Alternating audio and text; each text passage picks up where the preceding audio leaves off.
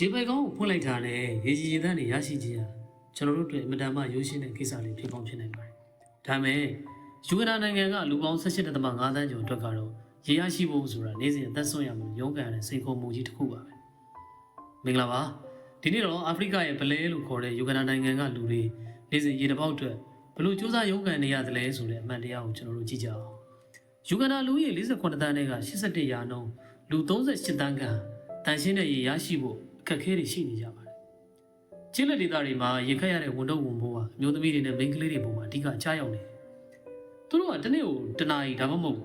နိုင်ပေါင်းများစွာအန္တရာယ်ရှိတဲ့ခရီးကိုသူတို့ကရှောင်လန်းရတယ်။အဲ့လိုရေရှာပွဲရတဲ့အချိန်တွေကြောင့်ကလေးတွေလည်းပညာသင်တဲ့အချိန်တွေဆုံးရှုံးတယ်ပညာရေးကွန်လန်တွေဆုံးရှုံးတယ်ပေါ့နော်။မိဘတွေကလည်းဝင်ငွေရှာတဲ့အလုပ်ချိန်တွေကိုသူတို့ဆုံးရှုံးကြတယ်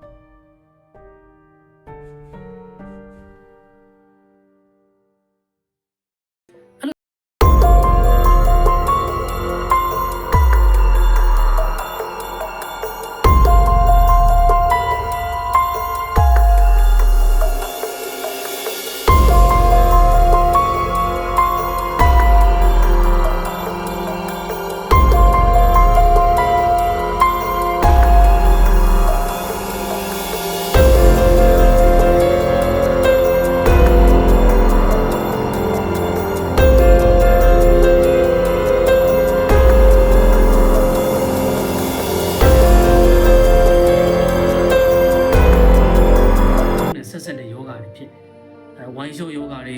ကာလာဝမ်းယောဂါတွေနောက်ဦးရောင်ကမ်းပြားလို့ခေါ်တဲ့ဒီ type 5ကိုယောဂါမျိုးဒါမျိုးယောဂါတွေကိုသူတို့ဖြစ်များကြတယ်ပေါ့နော်အဲ့လိုရေချောင်းဖြစ်တဲ့ဝမ်းပြက်ဝမ်းရှုပ်ယောဂါကြောင့်တစ်နှစ်ကိုအသက်9နှစ်အောင်ကလေး3300ကျော်ဒါယူဂန်ဒါနိုင်ငံမှာသေဆုံးနေကြတယ်အဲ့တော့ Water Aid လို့ UNICEF လို့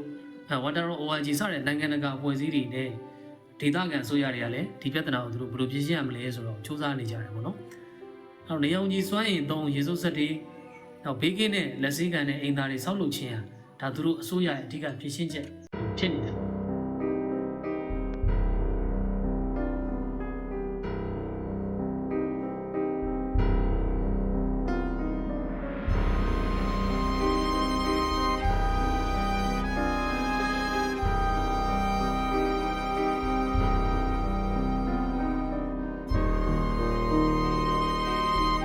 ယူဂန်ဒါဆိုရကတော့2030ပြည့်နှစ်အရောက်မှာ